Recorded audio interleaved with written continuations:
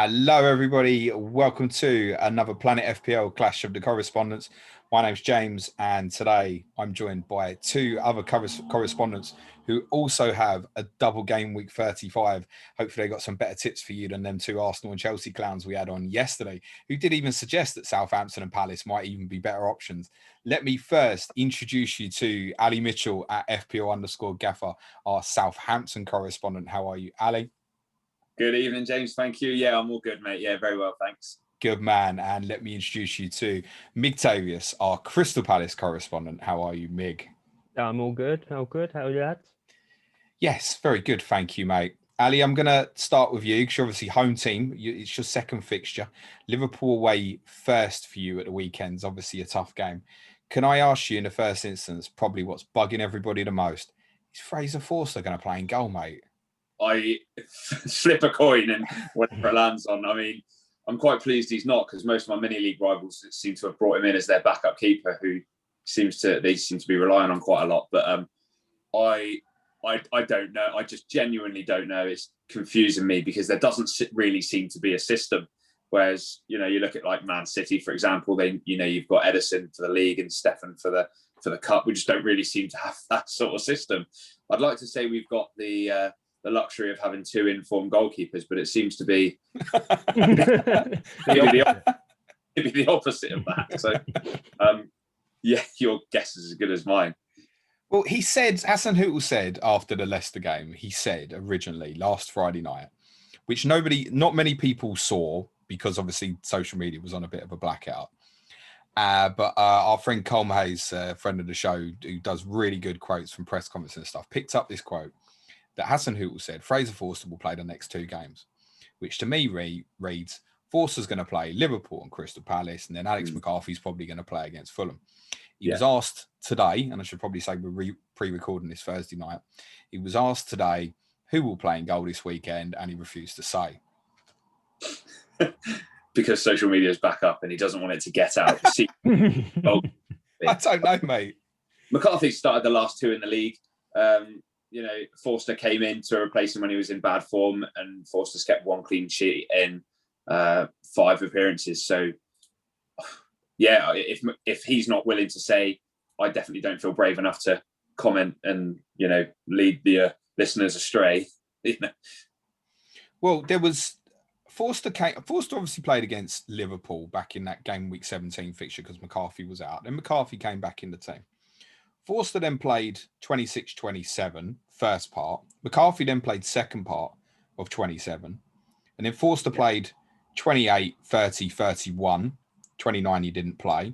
And then McCarthy played 32, 33 he didn't play. McCarthy played 34. Yeah. So there is a suggestion that there's a pattern of 2 on, 2 off, or 3 on, 3 off. But do you have a preference yourself, just generally, who plays in goal for Southampton? You must think I'd rather one of them play than the other. I have a really nice affiliation with Alex McCarthy, who I called James McCarthy on your last podcast. You did, yeah, of Crystal Palace, ironically. Yeah. No, I really like Alex McCarthy, plainly because the season where we just escaped relegation 3 seasons ago, he was really instrumental in that. Made a few fantastic saves late on in the season and just allowed us to stay afloat. And so for that, I really like him. But then I do appreciate that he's had a real dip in form. But, it's hard to criticise goalkeepers without looking at the 11 in front. And we haven't been the same team, consistently that we were in the first 5 or 6 games of the season because of the dreaded injuries that every team have had. And our squad depth, unfortunately, isn't that of, say, your Chelsea, your Liverpool, to be able to cope with that. And so we have suffered. We have conceded a lot of chances. And so it is harsh to criticise the goalkeepers, but unfortunately their job is to keep balls out of the net, and they're both struggling to do that a little bit. Yeah, What about your thoughts on Harry Lewis? All right, he's the 3rd goalkeeper on the FPL. Is that why you didn't want to mention it? Because it's a new goalkeeper altogether. A massive differential. It's 0.0 selected by as well. 4 mil. It's an easy switch from Forster to Lewis. If you're looking for that late propellation from 800k into the top 10k, he's worth a risk. Like, what have you got? I mean, you're not going to buy anyone else this week. That is true. That is true. Let's all buy Lewis to go with Forster, so we've got 2 4 million keepers, and McCarthy will play every game left. But there's a point in that, I think, as well, because there's a lot of people, Ali, have obviously I've got Forster and Leno, for example, and now Leno is becoming a pain in the rear, basically. And there's a lot of people got Forster Mendy, which is not so much of a problem. But if my imagination with Leno is he probably plays one game, doesn't play the other. That's kind of how it feels. And it'll probably be that Leno plays the Chelsea game rather than the West Brom game, sod law. So if Hassenhuttl was saying Forster's going to play twice, I want to play him. The other part of it is as well, if McCarthy was just back in goal, full stop, I'd like to know, because then I haven't got a goalkeeper at all in game week 36. Yeah. So therefore I might as well act on it now.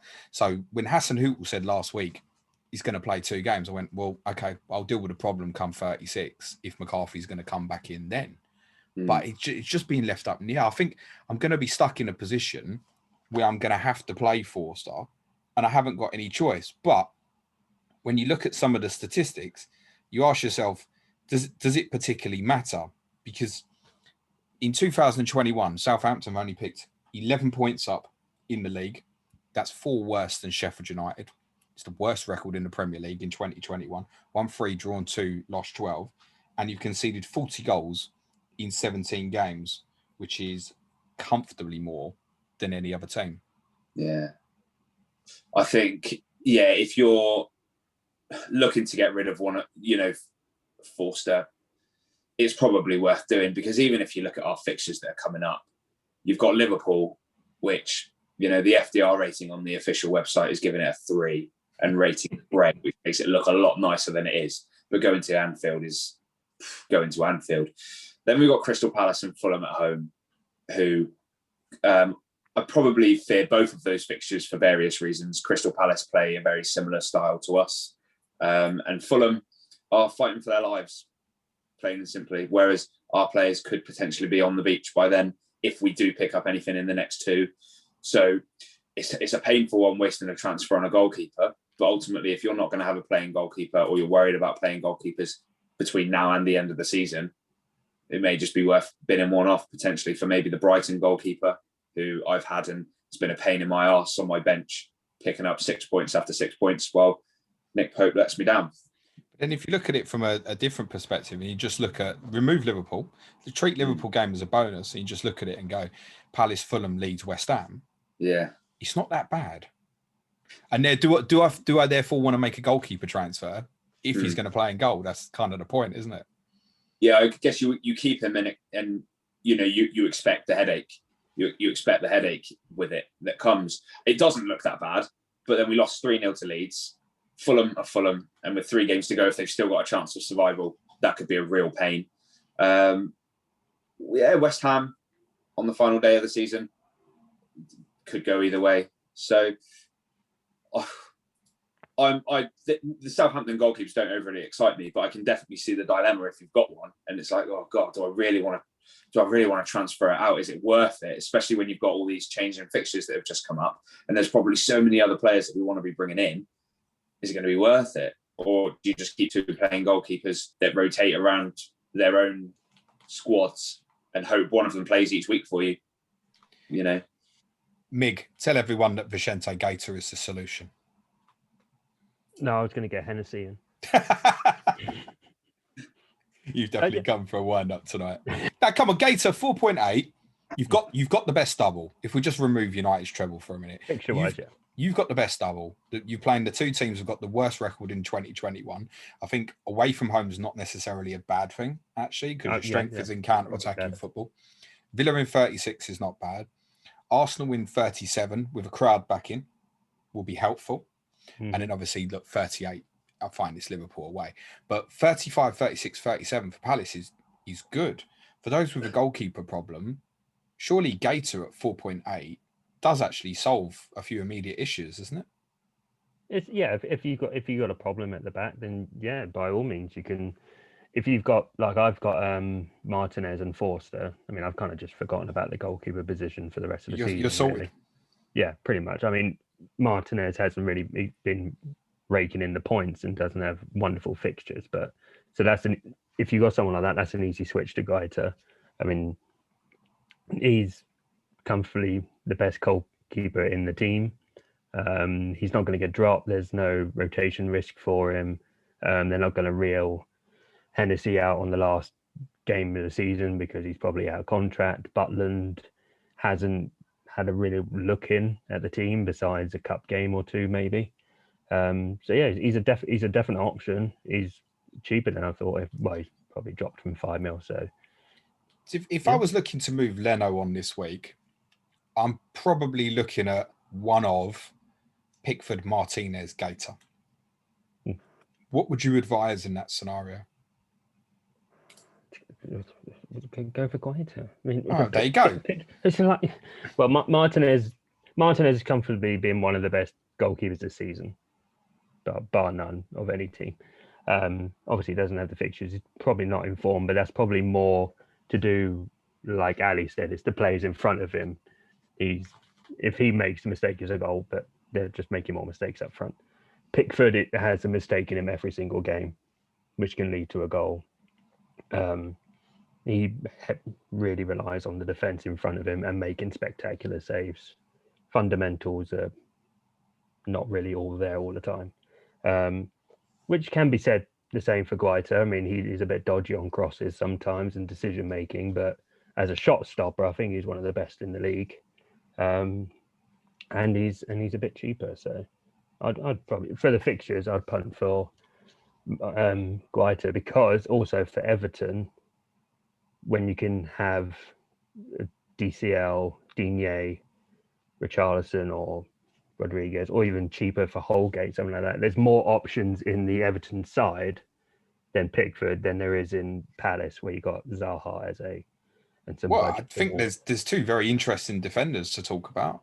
I think Joel Ward at 4.3 is picking up a bit of attraction, because obviously Nathaniel Klein wasn't even in the squad last week either. No, he did. Him and I think it was Dan played about an hour for the under-21s. Okay. So it could be back available. But Ward will stay in the team, won't he? Oh, yeah. Why didn't Van Aanholt play the other day? I think it was a defensive thing. I mean, Van Aanholt gets caught against even the least attacking teams in the league. So coming up against City in possibly the weekend, they could have won the league and probably have. He probably went, I'll play Mitchell, who's far better at defending than Van Aanholt is going to spend most of his time in the City half, and they're just going to destroy us.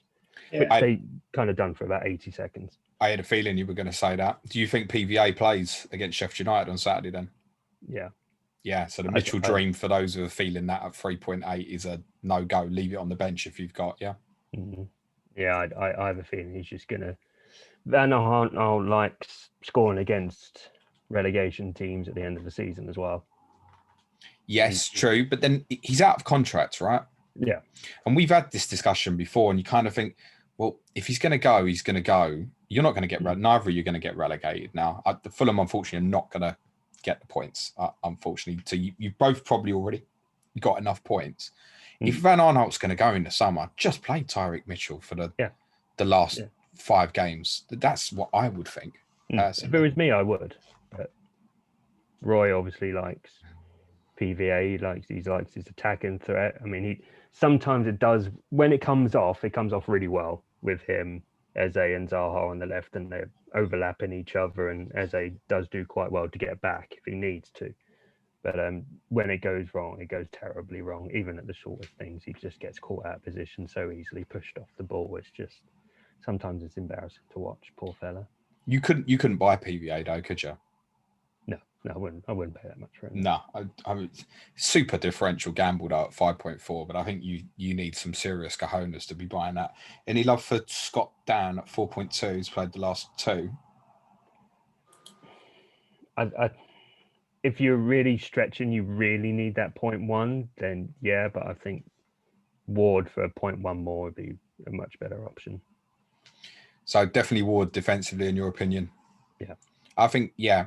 So I think the Guaita case, why I highlighted it, is because there's people like me who are probably going, I don't know what to do here really yet with my goalkeeper. So it's a solution, I think, literally specifically for that, probably Leno and Forster.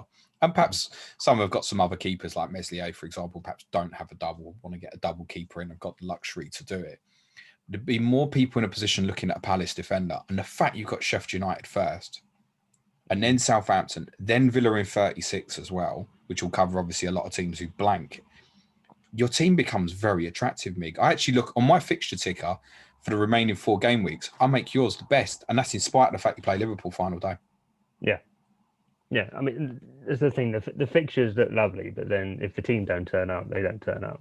And that's always a danger, isn't it? Yeah, I mean, is the danger that Sheffield United, they're relegated, they're gone, they got nothing to play for but pride and the transfer if they're lucky. So they can just turn up, they can play free if they want. Palace can get caught in the early hours, goal down, and then the heads are gone. Zaha gets a bit frustrated. He doesn't turn up. Well, if he even plays, to be fair, with his possible groin injury. I'm glad you mentioned that, because I want to come back to that actually, because I think that's been missed by a lot of people actually. Ali, I want to ask you, you got 3 players at 4.7. Bednarek, Vestergaard, who's now not suspended, he's available for the Liverpool game at the weekend, and Cole Walker-Peters, all 4.7. Any love for any of them if someone was looking? Not when you've got Ward at 4.3. I think if you're making a defensive transfer, I'd probably go for Ward, because, like you say, those fixtures look absolutely unbelievable, even with Liverpool in the last day of the season, because often teams like Southampton, Crystal Palace show up in those really difficult fixtures. Like Palace have been Man City's bogey team for, a good few fixtures in the last few years, I remember. I think if you were going to go for one of them, I'd probably go for Vestergaard, purely based on the fact that he could be an attacking threat as well as a defensive threat. But I think they're too expensive. I think you can find better. Agreed. Yeah, I mean, I would definitely go Joel Ward myself over those personally. I'd personally have a slight favouritism for Cole Walker-Peters, actually. The point on Ward as well is you can say, okay, good fixtures and Liverpool away. You just bench him Liverpool away last day at that value, don't you? It's not even an issue. Any love for Salisu, Ali, and what you've seen? Because the reports today seem to suggest Hassenhuttl was again a little bit non-committal on Bertrand's injury, but certainly looks like he won't play in game week 35, and there's a suggestion he might not play again this season. I know Jack Stevens is also covered at left back. You definitely wouldn't buy him at 4.6, but any love for Salisu at 4.3? Yeah, I think Bertrand looks to be out at least for a couple of weeks with the calf injury. Salisu's looked all right when he's had to fill in. It's just his, inconsistent minutes that worry me a little bit. I mean, I'm just looking here. He's had 2 90 minutes in a row once, and that's it. Stevens isn't really good enough to be left back. So if I do see him on the team sheet at fullback, I'll be bitterly disappointed. But again, if you've got 4.3 to spend, you go for Ward over Salisu, I think. Agreed. Salisu's returns 1-2, 1-2, 1-1-2 don't exactly inspire any confidence either to buy him as an asset. That really would be a punt. Let's talk about Wilf Den Mig, the man that we never talk about. So on May the 1st, Hodgson said, Wilfred was complaining before the game about his groin. He kept saying he was okay. I'm not 100% sure how okay he was. It could be the groin that was bothering him. Is that enough to put everybody... I mean, we're obviously recording, and Hodgson will have another press conference after this on Friday. But if there's any doubt coming out of that, it's going to put everybody off, isn't it? Those are thinking of buying him, perhaps. Well, yeah, it's the sort of thing that if you're buying Wilf, you're buying him for the double game week. You're not buying him because he's a form player and he's going to haul a massive amount of points. And of course, the fixture against Sheffield United being the first one. He did. I didn't hear anything about this until after the game when he gave the interview, and it was all the bit dodginess when he was standing at the touchline at halftime and not going in with the rest of the team, and the commentators were all like, "Well, what's he just standing for? What's all this about?" But it's the thing with Wilf and Palace. It obviously came to Wilf said, "I'm fine. I'm going to play," and Roy was like, "Okay, fair enough." It's not going to go. No, you're on the bench. We don't need you today. You rest up. if Wilf says he's fine to play, he's going to play. Unless the doctors say no. Don't play. Yeah. Of course, being a double game week, the short.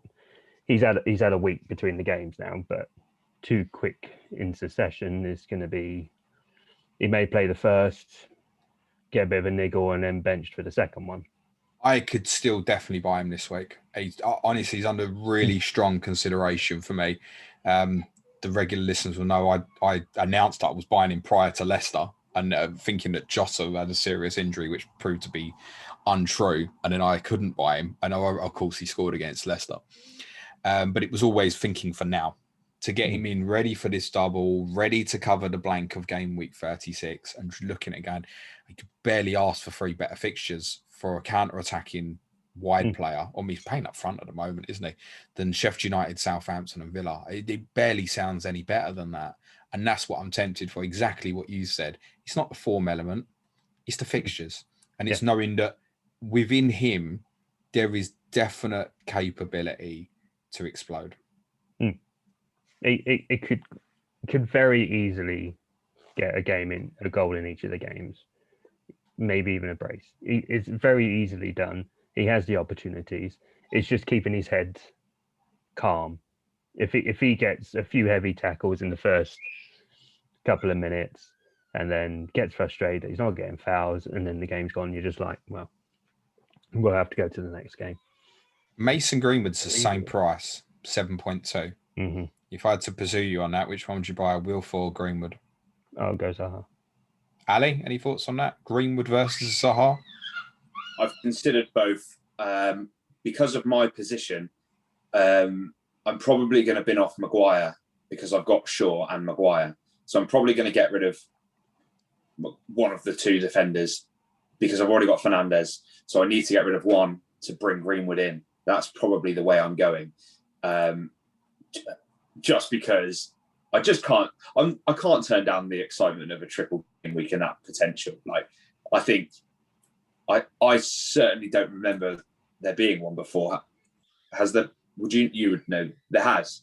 I know I look old, but I'm not as old as I look. And actually, it's before I was playing the game. But yeah, it's definitely happened before, mate. I mean, I used to be very casual, and I was the type of player that used to forget to check my team and all that. And then it was only about 4 or 5 seasons ago where I started to, do my research, joined the Twitter community, and started making a little bit of content that I took it seriously. And I don't remember there being one. So I'm just really excited about it, and I can't wait for it to all go tits up and it to fail miserably. But I am excited by Greenwood. I've never owned him before. And I have. You might not want to do that. I had him last season. Actually, no, I had a really good spell of him at the end of last season, but I had him over the Christmas period for a bit, and he just didn't turn up for me. And I guess you're then stuck with him for 3 games without the ability to transfer. So. You be next one will get better. Next one will get better. No, I get the excitement, but I think that's the case. Zaha versus Greenwood for me. As long as Zaha's fit, definitely Zaha for me, and I wouldn't have a doubt about it. Because you can say, all right, Greenwood's got an extra fixture this week. Well, he's very unlikely to start 3 games, isn't he? Plus, I've got Zaha against Villa in 36. Greenwood's going to do nothing for me. So there's a bigger picture beyond 35. It's the problem on the other side. So it's all well and good. If you haven't got the free hit and you're sitting there like with 3 Leicester players and a Chelsea player like I have, every Manchester United player I get is just damaging my team for 36. So it gets me some, but it could leave me with 7-8 players for game week 36. So someone like Greenwood would be afraid. I mean, I've decided to go without Fernandes. I just haven't made a choice yet on sort of Harry Maguire. Maybe is probably just to get something in there defensively to cover it off. You're going to triple captain him anyway, aren't you, Mick? Yeah. Are you really? Harry Maguire? Yeah. No, Zaha. Yeah, it's there. It's locked in. It's already there. Good lad. For the benefit of the audio, Mig has just showed us a screenshot for this game week, and it does have triple captaincy on Zaha. Is that legitimate? Yeah. Good man. He's right. There you go. For the purposes of the video, he's in my team there. It's the whole team. Yeah. Blinding. Whole team minus any Manchester United players. There's none there. Are you going to get any? No. Are you going to get Joel Ward? To be fair, I could sell Phillips. I got Phillips. I don't even know if he's playing for Liverpool nowadays. So yeah, it should be Nat Phillips. Yeah, you'd hold on if you had, definitely. Yeah. One alternative, a little bit cheaper than Zaha, that might be worth suggesting, Ali, is James Ward-Prowse, who I think is being quite popular in many circles at the moment, partly because obviously Danny Ings' absence means that he's on penalties at the moment, and there are plenty of avenues for him to get returns, free kicks, corner taking, etc. Any love for Ward-Prowse for you? Yeah, I mean, the lad's still not missed a minute all season, which is just awesome. Yeah, he's cheaper, so if you can't afford Zaha or Greenwood, you definitely consider Ward-Prowse, because he's going to start all of the fixtures. He's on not only pens but free kicks. He takes corners. He can do it all. And any goals that we score between now and the end of the season, especially while Ings is out, probably come through him. The only doubt would be how many goals are we going to score between now and the end of the season. So it depends on your budget, really, because I think also how many transfers you've got available. Because if you've got two, you're probably lining up something that isn't James Ward-Prowse. You're probably lining up something that's Zaha. But if you've got one transfer, like for example, Gundogan, who's not looked like playing, then it's quite a nice straight swap over to Ward-Prowse, really, in terms of the costings. So I think Rafinha's another one, isn't it? The people I'm sitting there with Rafinha at the moment. You're looking at it and going, I mean, I've got 2 frees, so I could juggle it to go Zaha. But if I decide for whatever reason, because I'm worried about 36, I want to roll, Rafinha to Ward-Prowse might even solve a little problem for me, actually. And it's interesting when you look at it. Ward-Prowse is 5.8, very reasonable price. He's got 14 attacking returns this season, 142 FPL points, and he's obviously not always on penalties. He is at the moment, as you said, he's played every minute this season. There is zero doubt that if he's fit, he plays basically the 90 minutes in both games of the double. What actually is there at that price not to like about him? Guaranteed for a double is what everybody loves, and then you've got a good fixture with Fulham in 36 to cover you off as well. And if you don't like the finish, fine, moves on back to Rafinha for the last 2 or something. Yeah, that's it. I mean, he's competing with some massive names. He's just ahead on points. In comparison to Mason Mount, Raheem Sterling, Sadio Mane. Like, he's up there with the big boys, and he has more than earned his right to be up there. He's been absolutely fantastic in what's been a pretty shoddy 2/3 of the season so far. And like you say, at that price point, he's not so cheap that you really struggle to transfer him out. There are players within his price point that you could easily do that switch back over to. I don't imagine Gundogan will be rested every game. If you wanted to bring him back in the future, that would be an option, because Pep's going to want to keep his players fit for the final, and he's not going to want them to kind of dip their form and things like that. But you can understand them being rested in preparation for that. So you could always offload, like you say, back to Rafinha, back to Gundogan. There's loads of players in that price point. Trossard, who's given many in the community a bit of a headache, although their fixtures are a little bit cloudy. But yeah, you could bring him in for the double, have your fingers firmly crossed that you get something from him, and then shift. What's always also, sorry to jump in, what's always also really likable about Ward-Prowse is the returns when he scores. So, I mean, he got the 2 goals and the assist against Villa for a 17-pointer, but in all the games where he scored 1 goal, his returns were 11, 11, 9, 11, 7, 10. There's very normally bonus points coming with the return as well. And two penalties for James Ward-Prowse in a double game week could equal 20 points. Yeah, for sure. And that prospect for a player that, he's 10.1% owned, but I can't imagine that's too many lives teams, to be honest. And yeah, the fact that he could be getting you 20 points as a non-captain player is quite exciting. And I mean, he's just a really nice guy. So if you want to bring in a niess player, that's just a... Wilfried Zaha's not. Because I want to buy Wilfried Zaha. I think Wilfried's a nice guy too.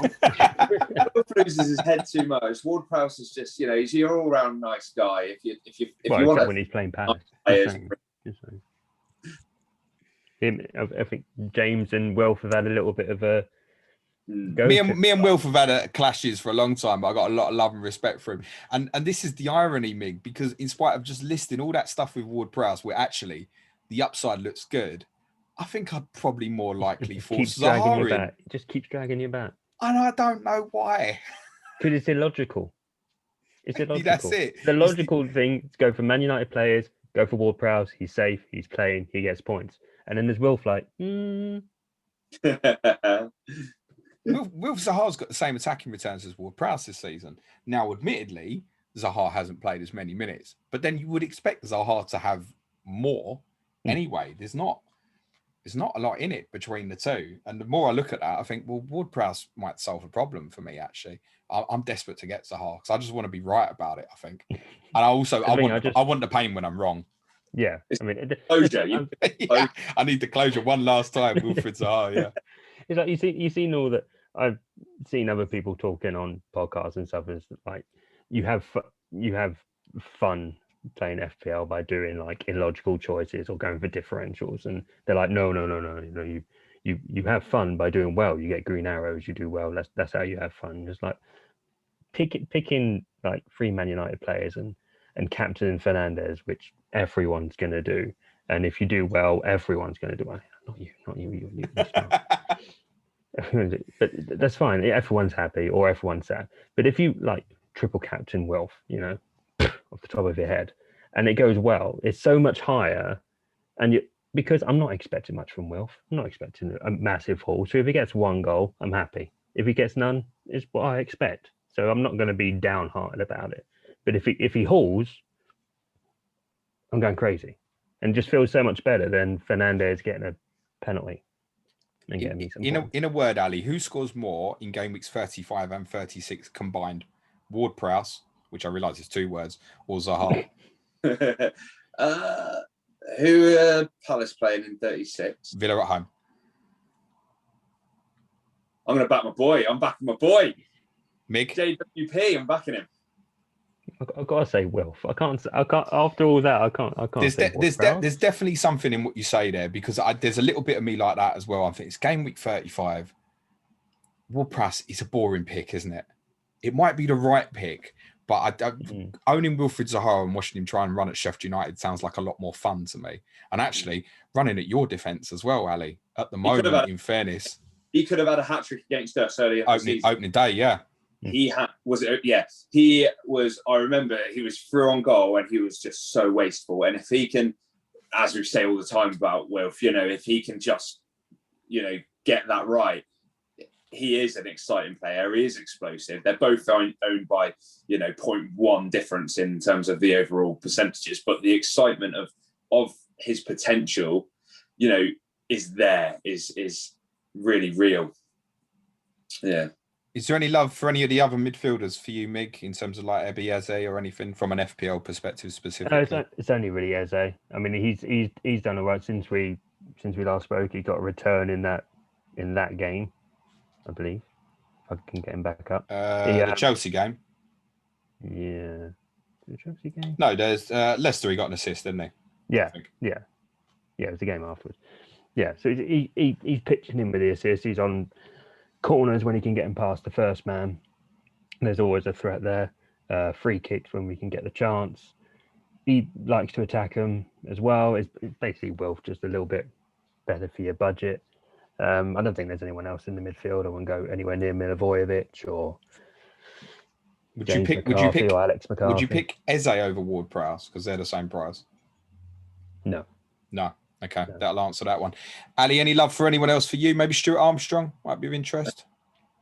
You just need to see a bit more consistency in Armstrong. Really, he's a great player on his day, but I just need to see a few more attacking returns from him. Really, you wouldn't be expecting him to get any attacking returns. Whereas if you're bringing Ward Prowse in, you've always got that hope.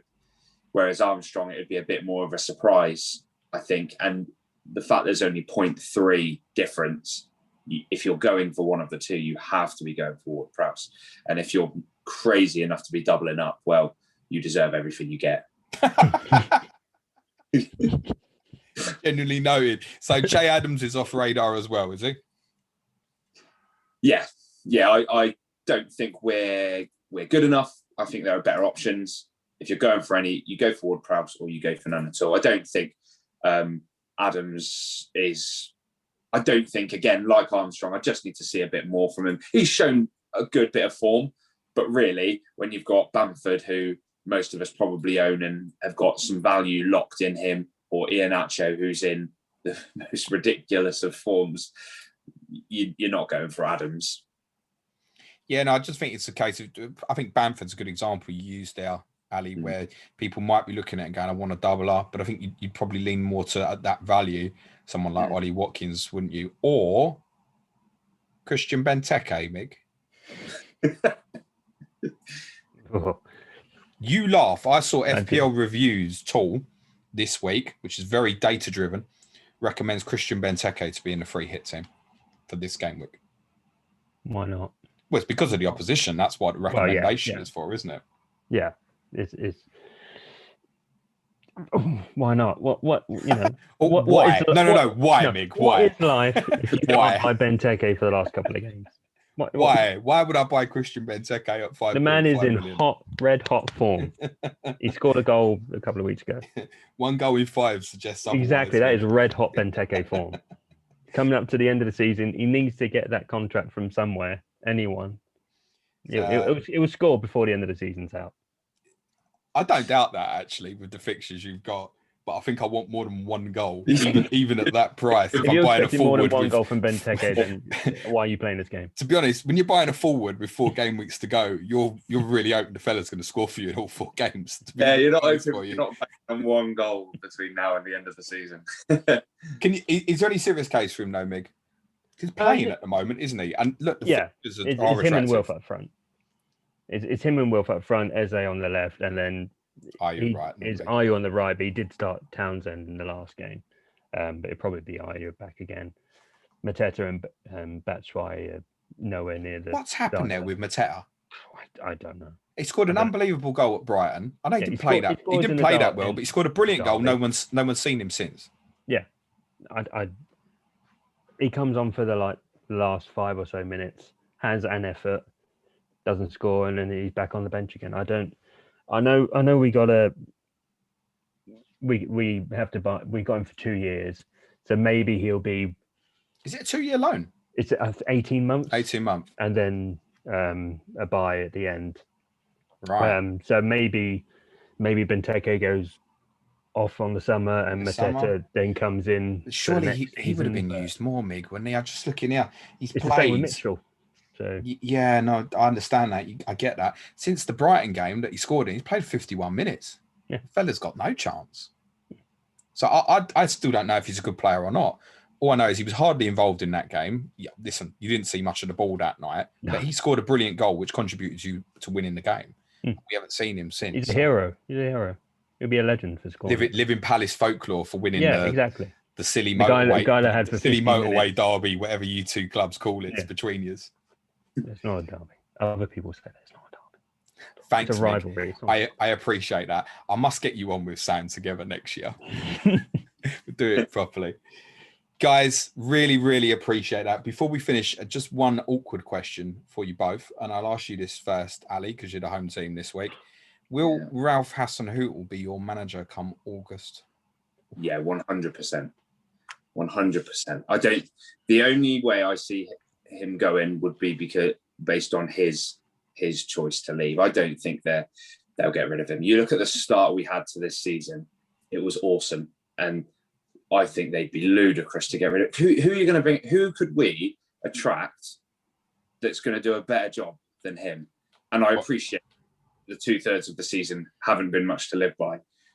Our squad hasn't been good enough for a good few seasons. What he's managed to do with that team has been awesome. I'd be really disappointed if for some reason he wasn't our manager come the start of the next season. I don't think that's in doubt either. But the 11 points from 17 and 40 goals conceded in them 17. I mean, even if you take away the silly Man United game, there's still 31 conceded in 62. So you're nearly pushing at 2 a game, even removing that score, the one. That can't continue. it come August, September, because it'll be gone before Christmas, and you'll be in massive trouble, because there's no way that that's the points total with the team you've got. You should have been picking up over the last 4 months. You're so much better than that, mate. Yeah, for sure. I mean, we were top of the league after 7 game weeks. We were top of the league, even if only for a night. And we were playing, high pressing, exciting football. It looked awesome. And since then, it has literally been like my fantasy Premier League season from last year, just a disaster. It's dipped. It's been complete opposite ends of the spectrum this season. It's been everything that I know Saints to be. And I'm just hoping that we can get off to the similar start that we had this season, next season. But, build on that, look to cement something, aim for something that's not just escaping relegation. Aim for something, because that the team and the fans deserve it. We deserve to be doing more than just escaping relegation each season. You've never really been in relegation trouble this season. That you're on 37 points. I think if you lost every game left, which I don't think you will, you're still probably going to stay up. I think you'd still. You look back at that start, you lost the first 2 games, were disappointing. You didn't play Work Palace. You had a ridiculous second half against us. And then you won 5 games in a row, as you said, to go top. You won 5 games in a row. You've won 10 this season. It means you've won 5 of the last 26. If you win 5 of your first 26 of the next season, you're going to go down, mate. Yeah. So it's got to change.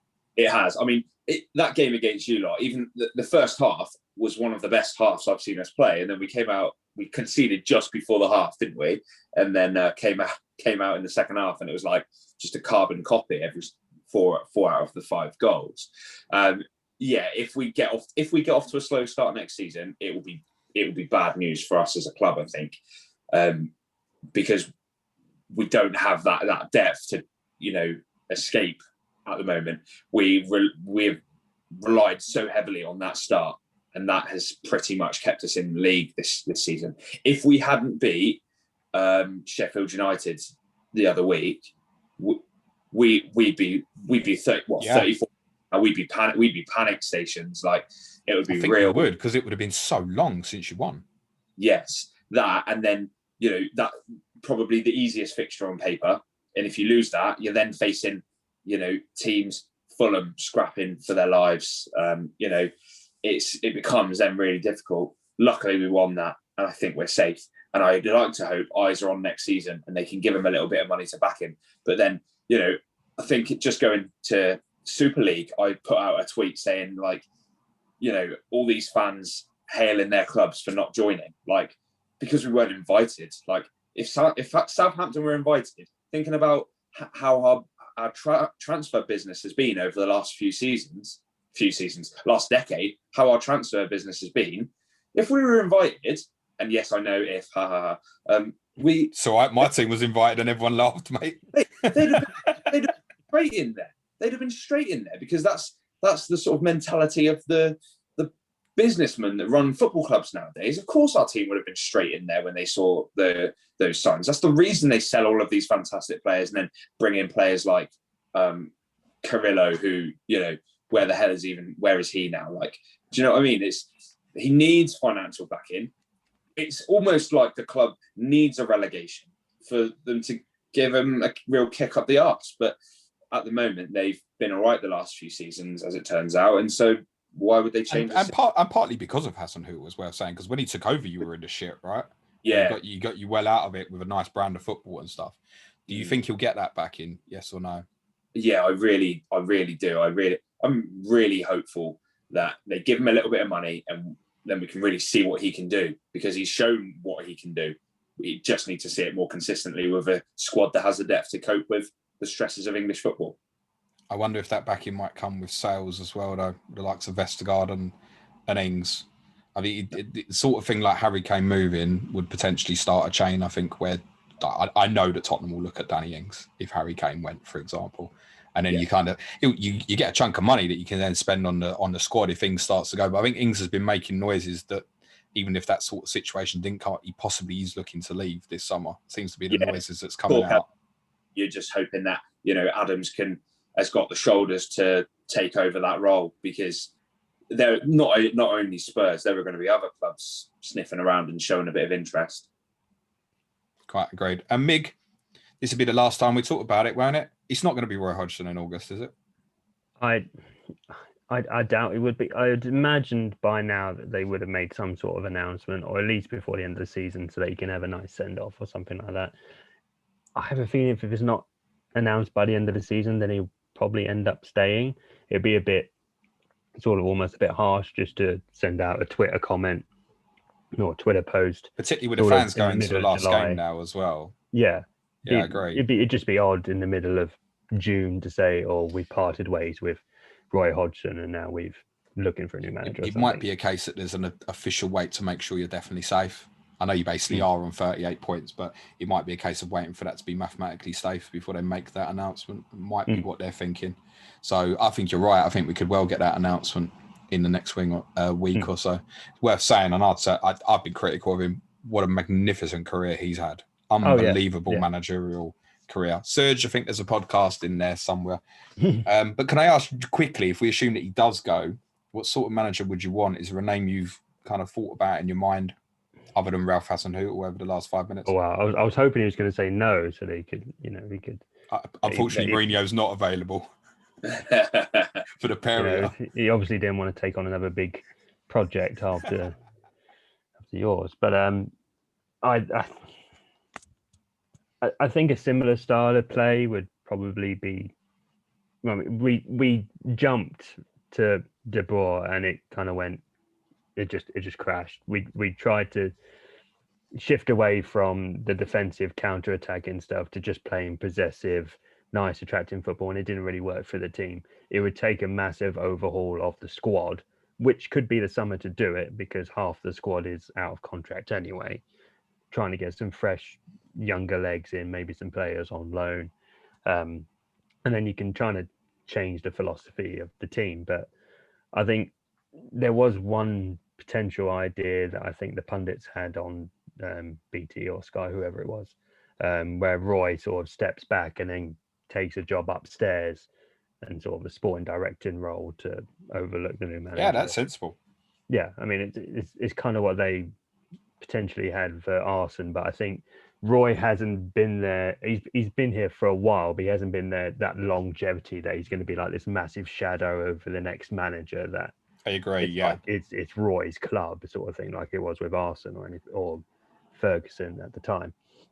So I think, and there's been people like Howe. I mean, there was a foreign manager which I can't remember the name of who left one of the teams in Italy. I think Fonseca could at Roma. I'd be surprised if that was the case. Oh, I know the Tottenham sources have kind of poo-pooed Fonseca, but it probably end up being someone like Howell or Lampard or something like that. Well, that's amazing because I had two names I was going to ask you about, and you just said them both, Howell and Lampard. Yeah, I can see it being one of them too. I think. Yeah, I think with some of the young talent you've got there, like Mitchell, Eze, I think learning from the De Boer mistakes, I think Palace will, in the first instance, stay most likely English in their appointment. I think after De Boer, they were scared, weren't they, with what happened there? I think that's partly understandable. All right, let's do predictions then, guys. Ali, nice easy game at Anfield on Saturday. Give us a correct score prediction, mate. We beat him earlier on in the season. There's absolutely no reason why we can't go back. You ain't fucking won since, have you? No. And so I think, apart from Sheffield United, but I think we're probably going to lose. They're chasing top four. I'm going to go that we're going to lose 3-1. And that's the first time I've ever predicted us to lose on one of your podcasts. Okay. I'll have to get you on with tougher opponents, clearly. Mig, prediction for the Sheffield United game? I think 2-1 Palace. 2-1. You think they'll score, yeah? Yeah, I can see a random goal. We let out of form strikers, we let them score every week. Okay, so it's not Benteke, it's McGoldrick. Great, brilliant. And Ali, for the game on Tuesday night between the two of you? I'll go 1-1. Went bullish a minute ago. I never predicted us to lose, but I'm going to predict us to draw at home to Palace. Brilliant. What a game. And Mig, same? I'll go 1-0 Palace. I was thinking 1-0, but I can't say the same score, so I'll go 1-0 Palace. Two wins for the Eagles, 1 point for Southampton. Maybe that is Zaha after Ward Prowse after all. I'm going to go 3-0 Liverpool. I'm going to go 1-0 Palace at Sheffield United.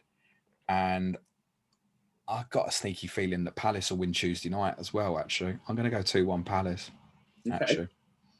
I do love you, Ali, honestly. Oh, no. I just think that's just conceding too many. Did he just leave? Conceded too many goals. He's just walked out on us. I don't know if he did that in purposely. Ali's actually been balancing his phone against a glass during this podcast. So I don't know if he's done that intentionally or not. But in case he doesn't hear this, thanks very much, Ali. Bless him. You can follow Ali. He's a star at FPL_Gaffer on Twitter. And you can follow the brilliant Migtavius at Migtavius on Twitter as well. Big week coming up for us next week. Feature podcast on Monday and Friday. I can confirm for you next Thursday's Clash of the Correspondents will be with Gemma and Harrison Eno and Dan Lord previewing West Bromwich Albion and Liverpool in game week 36. Deadline stream will be at 5:30 p.m. UK time today on YouTube. Very best of luck for the weekend, guys. Good luck for the game week. Thanks again to Ali and Mig. Cue music, please, man child.